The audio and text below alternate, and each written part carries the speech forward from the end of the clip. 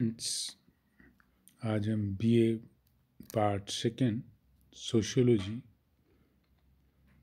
Paper 2 Indian society issues and problems अर्थात भारतीय समाज मुद्दे एवं समस्याएं टॉपिक रीजनल डिस्पैरिटीज अर्थात क्षेत्रीय असमानताएं टॉपिक पे चर्चा करेंगे। इस टॉपिक के दो मेन पॉइंट्स है, पहला इंट्रोडक्शन और दूसरा रीजनलिज्म। तो क्षेत्रीय असमानताओं को समझने हेतु सर्वप्रथम ये जानना आवश्यक है कि भौगोलिक, सामाजिक और सांस्कृतिक दृष्टि से देश के विभिन्न क्षेत्रों में कौन कौन से डिफरेंसेस या अंतर पाए जाते हैं, विभिन्नताओं के क्षेत्र कौन कौन से हैं तथा क्षेत्रीय असमानताओं के क्या परिणाम उभर कर सामने आए हैं। पिछले वर्षों में देश अपनी नीति के अनुरूप विकास की दिशा में अग्रसर बढ़ने का प्रयास कर रहा है। नियोजित परिवर्तन के माध्यम से देशवासियों के जीवन में गुणवत्ता को बढ़ाने और उनकी सर्वांगीण विकास का प्रयत्न कर रहा है। विकास के मार्ग में समय समय पर विभिन्न प्रकार की बाधाएं भी आती हैं। सांप्रदायिकता, संकुचित क्षेत्रवाद की भावना, जातिवाद, कास्टिज्म, भाषावाद, लिंग्विज्म आदि ने राष्ट्र निर्माण की गति में अवरोध उत्पन्न किए। स्वार्थी तत्वों एवं बड़ी तेजी से पनप रहे भ्रष्टाचार के कारण विकास का लाभ सामान्य और जरूरतमंद जनता तक नहीं पहुंच पाया। आज कई अर्थशास्त्री, समाजशास्त्री, मानवशास्त्री, राजनीति शास्त्री और अन्य थिंकर्स ये प्रश्न भी उठाते हैं कि ऐसे विकास का क्या लाभ जो गरीबी को समाप्त करने में योग नहीं दे सके, जो बेकारी पर काबू पाने में मदद नहीं कर सके, जो गरीब अमीर की खाई को कम करने के बजाय उसे बढ़ाने में योगदान देता है। जब तक विकास का लाभ देश की सामान्य और ज़रूरतमंद जनता को नहीं मिलेगा, तब तक विकास के लाभों का वितरण समान रूप में नहीं होगा, तब तक देश का विकास अधूरा ही रहेगा। आखिर विकास योजनाएं किसके लिए हैं और यदि उनको जन जन ही इनका लाभ नहीं मिले तो अरबों खरबों रुपए योजनाओं पर खर्च करने की उपयोगिता नजर नहीं आती। विकास संतुलित रूप में हो तो सभी क्षेत्रों के लोगों को उसका पूरा पूरा फायदा मिल सकता है, वे लाभान्वित हो सकते हैं। यदि विकास से संबंधित कार्यक्रम, योजनाओं, बड़े बड़े उद्योग धंधों, बांधों, डैम्स, कल कारखानों, विश्वविद्यालयों, उच्च शिक्षा के संस्थानों आदि के स्थापना के संबंध में राजनीतिक दबावों से मुक्त रहकर निर्णय किए जाए तो क्षेत्रीय असमानताओं के बढ़ने और उसके दुष्परिणामों को भुगतने की संभावना नहीं के बराबर रहेगी। संपूर्ण भारत को सांस्कृतिक विभिन्नता के आधार पर हम दो भागों में बांट सकते हैं, एक नॉर्थ इंडिया और दूसरा साउथ इंडिया, उत्तरी भारत एवं दक्षिणी भारत। यद्यपि उत्तरी भारत और दक्षिणी भारत के प्रांतों में भी अनेक विभिन्नताएं हैं, फिर भी हम मोटे तौर पर उत्तरी और दक्षिणी, नॉर्थ और साउथ दो भागों में विभक्त कर उसकी विशेषताओं के बारे में विवेचना करेंगे। उत्तरी भारत की सांस्कृतिक विशेषताएं दक्षिणी भारत की सांस्कृतिक विशेषताओं से विभिन्नता है। दोनों सांस्कृतिक विशेषताओं में विभिन्नताएं पाई जाती हैं।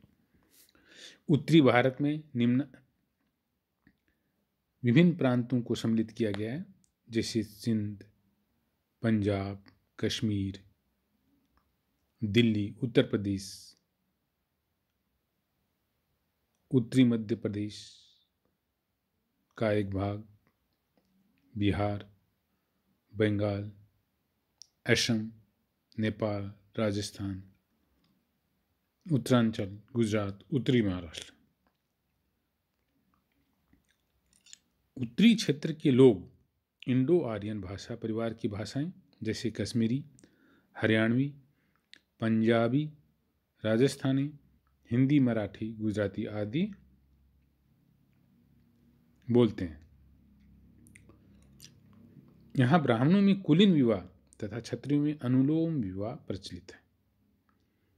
पंजाब एवं दिल्ली में स्थानिक बहिर्विवाह को शासन का नियम कहते हैं। एक शासन के ब्राह्मण परिवारों में विभिन्न गोत्र होते हुए भी परस्पर विवाह निषेध है। शासन व राजकीय अधिकार पत्र हैं जिसके द्वारा प्राचीन एवं मध्ययुगीन राजाओं द्वारा ब्राह्मणों को भूमि दी जाती थी। एक शासन के अनुसार गांव में बसने वाले सभी व्यक्ति बहिर्विवाह का पालन करते हैं, किंतु बंगाल में स्थानीय बहिर्विवाह नहीं चलता और न ही माँ का गोत्र टाला जाता है। पंजाब में उन परिवारों को आपस में विवाह करने की मनाही है जिनके गांव की सीमाएं मिलती है। इससे वे सिमना भाईचारा का नियम करते हैं।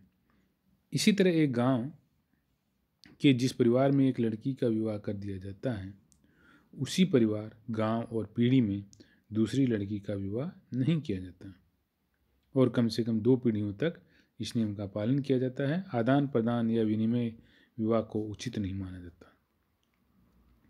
राजस्थान के राजपूत अनेक अनुलोम विवाही कुलों में बटे हुए हैं। गंगा के मैदान के पूर्वी राजपूत पश्चिमी दिशा में लड़का खोजते हैं। वहाँ एक कहावत प्रचलित है, पूरब की बेटी पश्चिम का बेटा।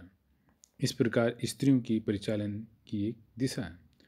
इस क्षेत्र में विवाह के संदर्भ में न्योता प्रथा पाई जाती है, जिसमें रिश्तेदार और इष्ट मित्र विवाह के लिए अपनी ओर से रुपए पैसे भेंट में देते हैं, जिससे विवाह सरलता से संपन्न हो जाता है और ये भेंट देना ही न्योता प्रथा कहलाता है।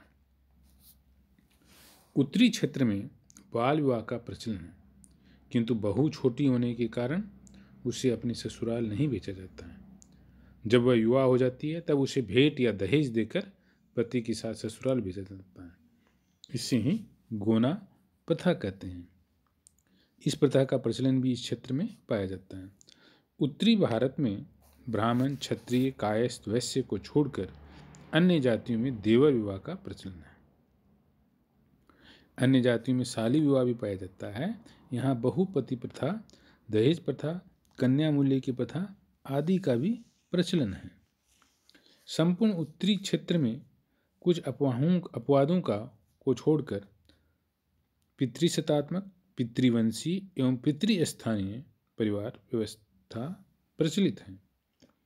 कहीं सबसे बड़ा लड़का परिवार का उत्तराधिकारी होता है तो कहीं सबसे छोटा। पुत्रों को इस संपत्ति का अधिकार है, पुत्रियों को नहीं। जब किसी परिवार में कोई पुरुष संतान नहीं होती है तो पिता के किसी भाई अथवा रिश्तेदार की संतान को गोद लेने की प्रथा है। यहाँ एकाकी परिवार जिसमें पति पत्नी और अविवाहित बच्चे होते हैं का प्रचलन है। उसके साथ ही 3 या अधिक पीढ़ी के लोग अथवा एक ही पीढ़ी के सभी भाइयों और उनकी संतानों से मिलकर बनने वाले संयुक्त परिवार भी पाए जाते हैं। इस क्षेत्र में ब्राह्मण, क्षत्रिय, वैश्य, शूद्र और अस्पृश्य जातियां भी पाई जाती है। इस प्रकार से संपूर्ण उत्तरी क्षेत्र संस्कृत सभ्यता का सूचक है।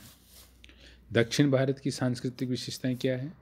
दक्षिण क्षेत्र में दक्षिणी महाराष्ट्र, दक्षिणी मध्य प्रदेश, उड़ीसा, आंध्र प्रदेश, तमिलनाडु, कर्नाटक, केरल आदि राज्य आते हैं। इनमें द्रविड़ भाषा परिवार की भाषाओं जैसे मराठी, उड़िया, तमिल, तेलुगु, मलयालम आदि का प्रचलन है।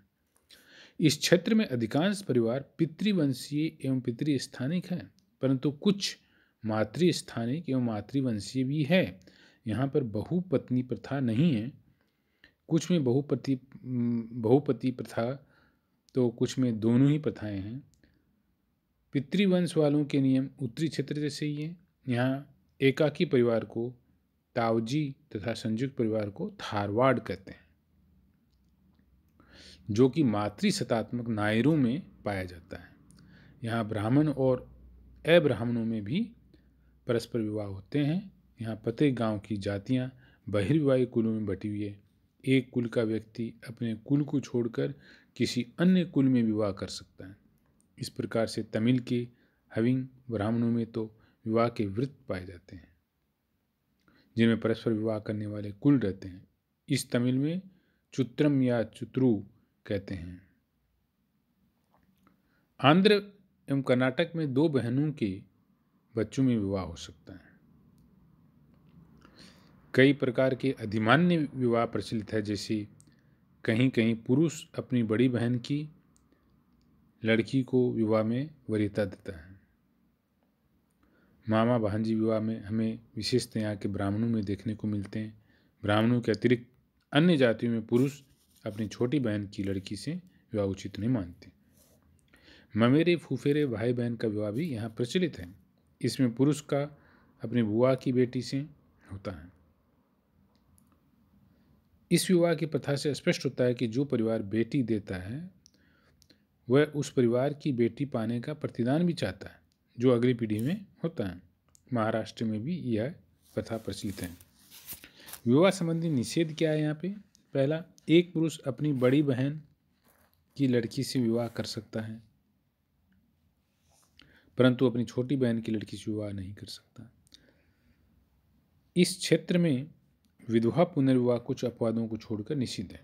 पुरुष अपनी मौसी की लड़की से विवाह नहीं कर सकता। यहाँ बड़ी साली से विवाह निषिद्ध है, छोटी से नहीं। दक्षिण के परिवारों में जन्मगत एवं विवाहगत परिवार में स्पष्ट भेद नहीं होता, जो उत्तरी क्षेत्र में है। उदाहरण के लिए, चूंकि दक्षिणी क्षेत्र में ममेरे फुफेरे भाई बहनों का विवाह पाया जाता है, इसलिए बुआ से तात्पर्य बुआ तथा सास दोनों से इनको एक ही शब्द से पुकारा जाता है। इसे विवाह संबंधी एवं व्रत संबंधी भेद करना कठिन है। उपयुक्त विवेचना से ये बिल्कुल स्पष्ट है कि दक्षिणी क्षेत्र दृढ़ संस्कृति का प्रतिनिधित्व करता है। Thank you.